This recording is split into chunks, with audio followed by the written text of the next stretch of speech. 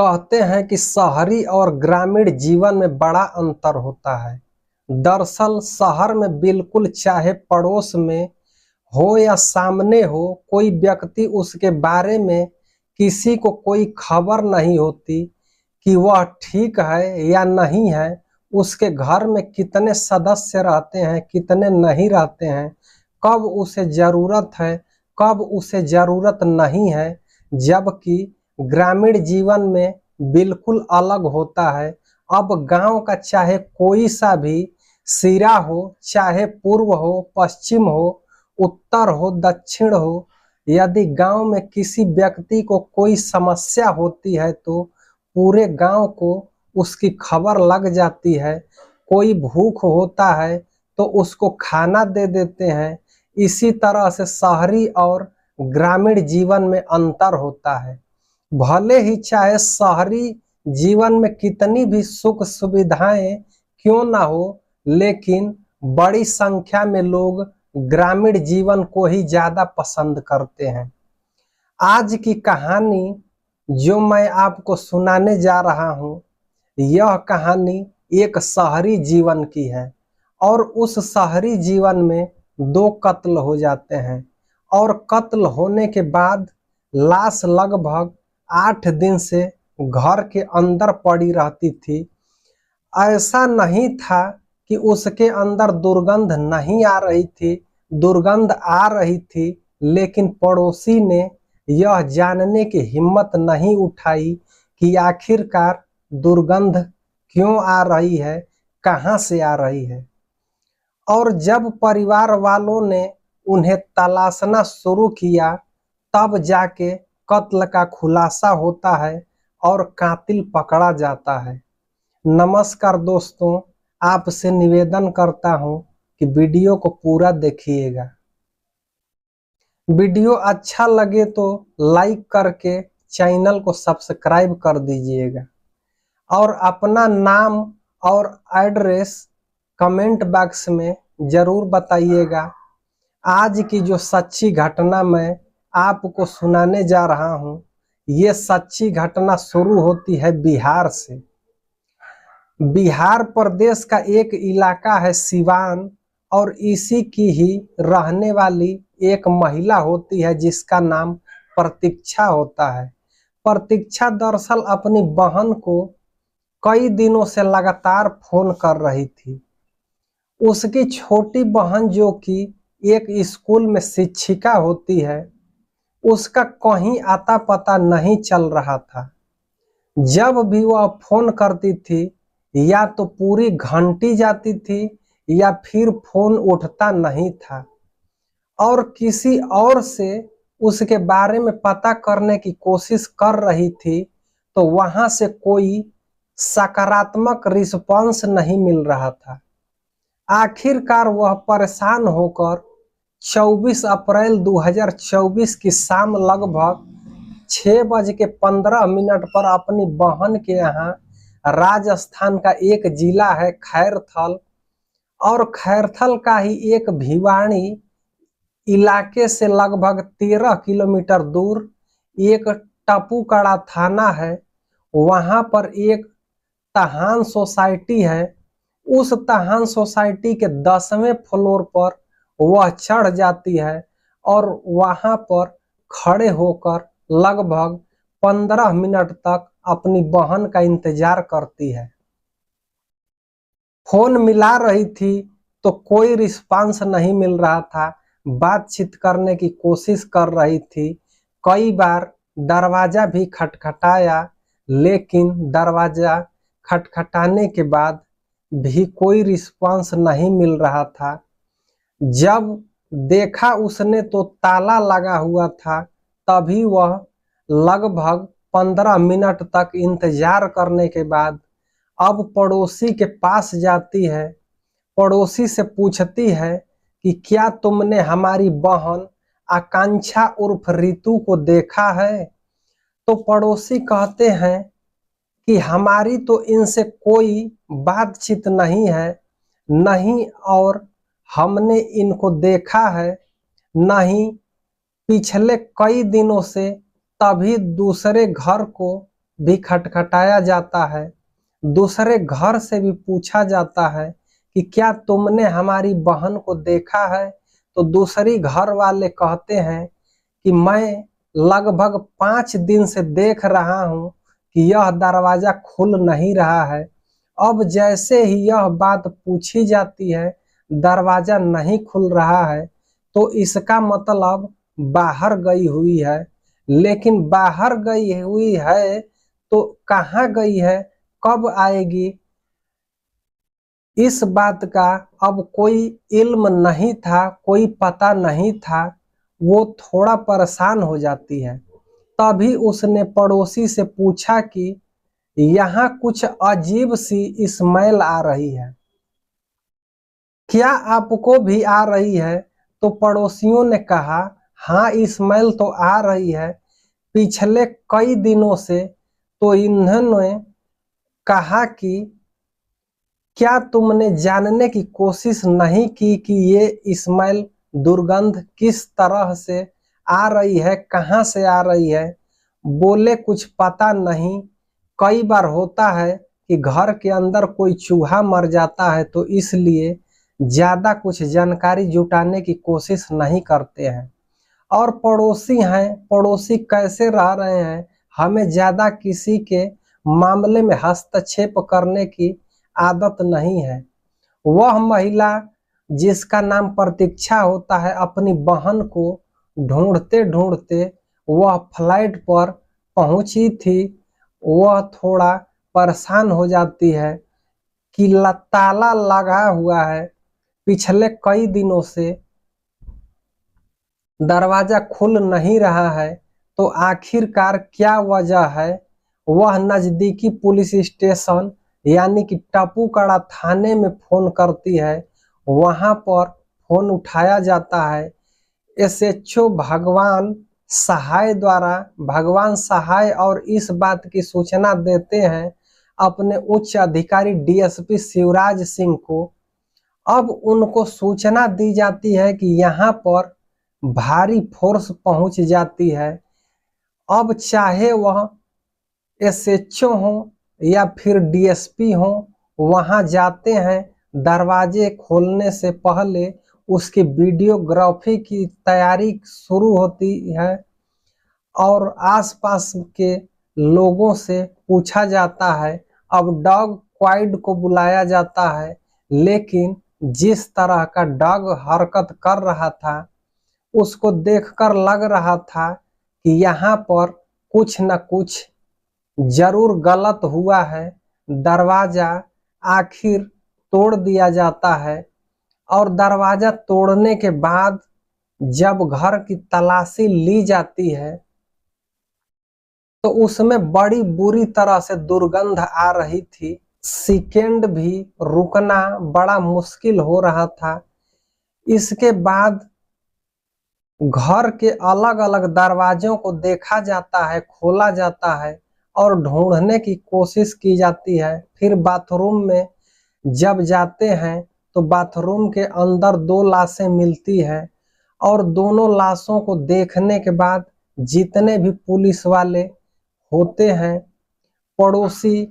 पड़ोसियों से पूछते हैं। उसकी बहन जो हर किसी को होश वाकता हो जाती है, ये सोचकर, ये देखकर कि आखिरकार इतना भयानक कत्ल कैसे हो सकता है, आखिरकार यह सब किसने किया है। 2 लाशें थीं। एक लाश होती है एक 25 वर्षीय महिला जिसका नाम होता है आकांक्षा उर्फ रितु, जो कि पेशे से एक शिक्षिका होती है प्राइवेट स्कूल के अंदर। और उसी की एक 4 साल की बेटी होती है जिसका नाम होता है नव्या पांडे, जो कि बाथरूम के अंदर पूरी तरह से लाश सड़ चुकी थी। मक्खियां उन पर भिन भिना रही थी और दुर्गंध के मारे उस कमरे में एक सेकेंड भी रुकना मुश्किल हो रहा था। अब जो इसका पति होता है निशांत पांडे, वह गायब था। अब उसके पास जब फोन करने की कोशिश कर रहे थे, उससे संपर्क साधने की कोशिश कर रहे थे, उससे संपर्क नहीं हो पा रहा था।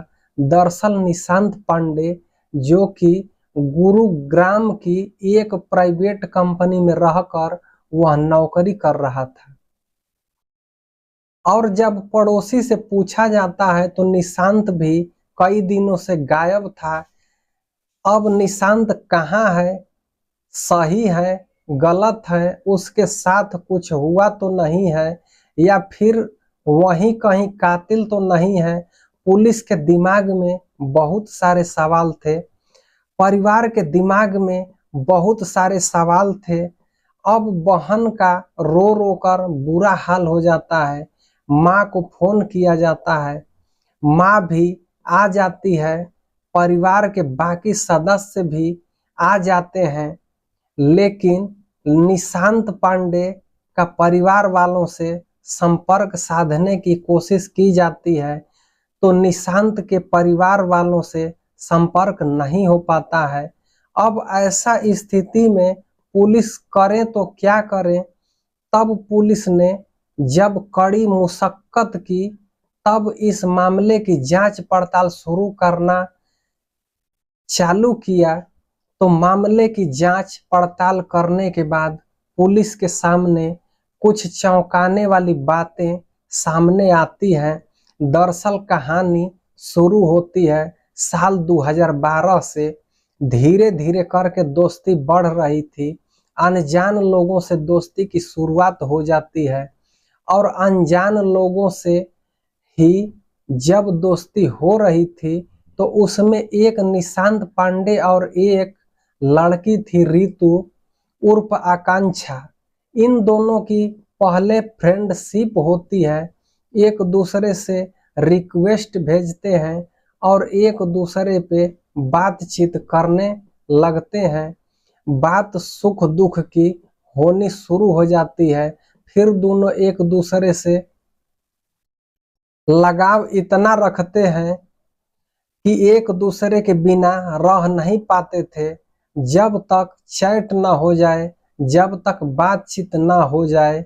हालांकि अब आकर यह फैसिलिटी हो गई है, अब फोन की तरह बात भी कर सकते हैं, वीडियो कॉल भी कर सकते हैं। पास जो हरियाणा का गुरुग्राम एक शहर है, वहां पर एक प्राइवेट कंपनी में उसको नौकरी मिल जाती है। लड़की भी पढ़ी लिखी होती है तो उसको प्राइवेट नौकरी का उसका जगह जुगाड़ लग जाता है, यानी शिक्षिका बन जाती है। अब यहाँ से वह शादी करने के बाद लड़की वाले अपने लड़की को सकुशल उसे विदा कर देते हैं। जब लड़की उस लड़के के साथ, यानी कि प्रेमी प्रेमिका दोनों साथ रहने लगते हैं, शादी के बाद, यानी कि अरेंजमेंट करके, इसके बाद सब कुछ ठीक चल रहा था। लेकिन वह लड़का इतना शातिर, इतना तेज निकला कि उसने इस शादी के बारे में ना अपने भाई बहन परिवार किसी भी सदस्य से जिक्र नहीं किया, नहीं बताया, और वह आराम से वहां पर रहने लगता है। और राजस्थान का जो खैरथल एक जिला लगता है, खैरथल जिले का एक टापूकड़ा थाना है, और टापूकड़ा थाने का एक तिहान सोसाइटी होती है। तिहान सोसाइटी में रह रहे थे। वक्त आगे बढ़ता है और एक बच्चा भी पैदा हो जाता है। इनकी बेटी का नाम रखा जाता है नभिया पांडे, और इनकी लाइफ बिल्कुल ठीक ठाक चल रही होती है, अच्छी खासी। लेकिन लड़की देखने में सुंदर होती है, इसलिए लड़के को कभी कभी शक होता था कि कहीं ना कहीं इसका किसी से अफेयर चल रहा है। इसलिए वह बार बार टोकता था, रोकता था कि मुझे तुम पर शक है, मैं ड्यूटी पर जाता हूँ और तुम शायद यहाँ किसी न किसी से मिलती जुलती हो। और इसी बात को लेकर इन दोनों में बातचीत कहासुनी भी होती थी। शायद लड़का कोई चाल खेल रहा था, इसलिए वह अपनी पत्नी को इस तरह से परेशान करता था। इसी बीच में अपने घर जाता है बिहार के सिवान में, और जाने के बाद परिवार वाले बातचीत करते हैं और उसकी एक लड़की से शादी कर देते हैं। यानी कि एक तो शादी उसने पहले ही कर रखी थी आकांक्षा से, और एक शादी वह अपने परिवार वालों की मर्जी से कर लेता है। वह कभी कभार मिलने के लिए चला आया करता था, जैसे कि परदेश में लोग नौकरी करते हैं और कभी बार बार घर पर जाते हैं, तो उस बीबी को भी शक नहीं होता है। और यह जो पहले से ही जो फ्रेंड रिक्वेस्ट भेजी जाती है वह भी शुरू हो जाती है। काश होनी भी कुछ ज्यादा हो जाती है। कई बार बात होता है, नौबत ऐसी आ जाती है, लेकिन 14 अप्रैल 2024 को इनके बीच में कुछ झगड़ा ज्यादा बढ़ जाता है। तभी इस लड़के ने फैसला किया, जिसका नाम निशांत पांडे होता है, कि अब बहुत सर से पानी ऊपर बढ़ चुका है, अब इसे छोड़ना नहीं है। अब इसलिए वह लगातार प्लानिंग करता था कि कुछ न कुछ किया जाए। और एक दिन मौका आता है 17 अप्रैल 2024 की शाम, जैसे ही वह अपने ऑफिस से आता है, घर पर आने के बाद उसकी आकांक्षा से कहासुनी कुछ ज्यादा हो जाती है। तो उसने उसका गला पकड़ा और तब तक उस गले को दबाता रहा जब तक आकांक्षा के प्राण नहीं निकल जाए। प्राण निकल गए, वह मर जाती है और उसे वह आराम से बिस्तर पर लेटा देता है, बिस्तर पर सुला देता है। और पास में बेटी लेटी हुई थी। बेटी को इस बात का बिल्कुल भी इल्म नहीं था, बिल्कुल भी जानकारी नहीं था। उसकी माँ मर चुकी है। जब बेटी को किसी चीज की जरूरत पड़ती है तो वह प्यार से दुलार से पूछता है, खाना खिलाता है और उसे भी अपने बगल में लेटा लेता है। यानी एक तरफ अपनी पत्नी लेटी हुई थी, एक तरफ से वह लेटा हुआ था, दूसरी तरफ उसकी बेटी लेटी हुई थी। रात भर ऐसे ही वह मनन चिंतन में लगा हुआ था कि वह यह जो कांड कर दिया है उसका आखिरकार अब क्या होगा, क्या करेगा, क्या नहीं करेगा। पूरी रात ही सोचने में निकल जाता है। 9 घंटे बीत जाते हैं और सुबह के 4 हो जाते हैं। यानी कि सुबह के 4 बज चुके थे। 17 की शाम के लगभग 7 बजे के आसपास उसने अपनी पत्नी का मर्डर किया था।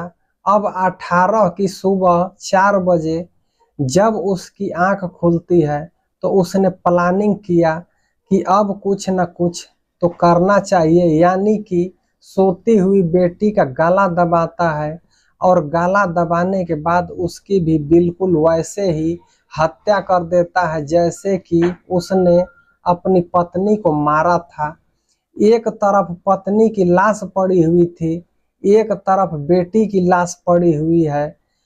अब बीच में लेटा हुआ है यह निशांत पांडे, जिसने 9 घंटे लगभग सोचने में ही अपनी रात बिता देता है। बेटी को मारना है, उसके बाद फिर उनको दोनों को मारकर अब दिन निकलने लगता है। अब यहाँ से निकलते हैं तो कैसे निकलें, खैर इनका इंतजार कर रहा था। दिन निकलने के जैसे ही रोजमर्रा की तरह अपना ड्यूटी पर वह जाया करता था। सुबह 10 बजे के आसपास तैयार होता है। तैयार होने के बाद अपने कपड़े पहनता है और अपनी पत्नी की लाश उठाता है और बाथरूम में डाल देता है, बेटी की लाश उठाता है बाथरूम में डाल देता है और यहाँ से मेन गेट का ताला लगाता है। ताला लगाने के बाद अपनी गांव वाली जो बीबी होती है, अपनी पत्नी के पास वह गांव पहुंच जाता है, वहां आराम से रहता है। अब इस बीच में उसके पास स्कूल से फोन आता है कि भाई आकांक्षा कई दिन से विद्यालय नहीं आ रही है, क्या बात है। वह कहता है कि तबीयत खराब है इसलिए वह विद्यालय नहीं आ रही है। जब भी ठीक हो जाएगी तो वह विद्यालय आएगी, यानी कि फोन पे भी कांटेक्ट करता रहा। इसी बीच में उसकी सास का भी फोन आता है कि जो आकांक्षा है उससे बातचीत नहीं हो पा रही है, आकांक्षा कहाँ है, मेरी बातचीत करवाओ। तो आकांक्षा के बारे में उसने कहा कि वह हरिद्वार गई है किसी काम से, आ जाएगी तो बात कर लेना और मैं गांव आया हूं, जब आऊंगा तो मैं आपकी बातचीत करवा दूंगा। यानी कि वह लगातार कोई ना कोई बहाना कर रहा था। ऐसे लग रहा था जैसे सिचुएशन को अंजाम दे रहा था, जैसे कुछ हुआ ही नहीं है, जबकि उसने 2 कत्ल कर दिए थे। आखिरकार पुलिस ने जब उसकी फोन कॉल के डिटेल्स निकालती है, निकालने के बाद किस किस के वजह पर वह संपर्क किया था, और जब पुलिस ने उसका पता करने की कोशिश की तो पता चलता है कि बिहार के सिवान का ही वह रहने वाला होता है। आखिरकार पुलिस वहां जाती है। 27 अप्रैल 2024 को उसको गिरफ्तार किया जाता है और गिरफ्तार करने के बाद पूरे घटनाक्रम को खुलासा होता है तो लोगों को यकीन नहीं हो रहा था कि जिससे वह इतना प्यार करता था, जिस बेटी से वह इतना प्यार करता था, आखिरकार वह उसकी हत्या ऐसे कैसे कर सकता है। और माँ की हत्या करने में और उसके बाद जब बेटी की हत्या करता है तो दोनों में 9 घंटे का अंतर होता है। जब कोर्ट में इस तरह से मामले की जब सुनवाई होती है तो जज साहब इसी चीज को पकड़ते हैं कि उसने पहली घटना हो सकता है किसी वजह से जल्दबाजी में या फिर मारपीट की वजह से या कुछ ऐसी सिचुएशन पैदा हो गई हो जिसकी वजह से उसने हत्या कर दी। लेकिन जब बेटी की हत्या करता है तो बेटी की अच्छी खासी आराम से सो रही थी, कोई विरोध कर नहीं रही थी, स्थिति में विरोध करने की नहीं थी, कोई चीखने की स्थिति में नहीं थी और उसने बड़े ही आराम से सोई हुई थी, बेटी का गला दबा दिया। अगर इस मामले की पुख्ता तरीके से कोर्ट में पेशी की जाए तो उम्मीद है कि इस मामले की इस आरोपी को फांसी की सजा कम से कम होगी। हालांकि हमारे यहाँ के कानून व्यवस्था की बात करें तो बिल्कुल बेईमानी हो जाएगी, क्योंकि यहाँ पर केस सालों साल चलते रहते हैं। अपराध तो जेल से बाहर रहता है, सुरक्षित महसूस करता है और वह आराम से उसकी जिंदगी कटती रहती है। भविष्य में क्या होगा इसका पता नहीं, लेकिन पुलिस की तो कोशिश यही है कि इस आरोपी को खिलाफ कड़ी से कड़ी कार्रवाई किया जाए, ऐसी चार्जशीट लगाई जाए और अदालत से इसको सजा दिलवाई जाएगी। दोस्तों, इस पूरे घटनाक्रम को सुनाने का उद्देश्य किसी को परेशान करना नहीं है, किसी का दिल दुखाना नहीं है, बल्कि आप लोगों को जागरूक करना है, आपको सचेत करना है। इस घटना को जानने के बाद आप लोग अपना ख्याल रखें, अपने परिवार का ध्यान रखें, अपने बच्चों का ध्यान रखें। दोस्तों, मिलते हैं किसी और वीडियो में। धन्यवाद।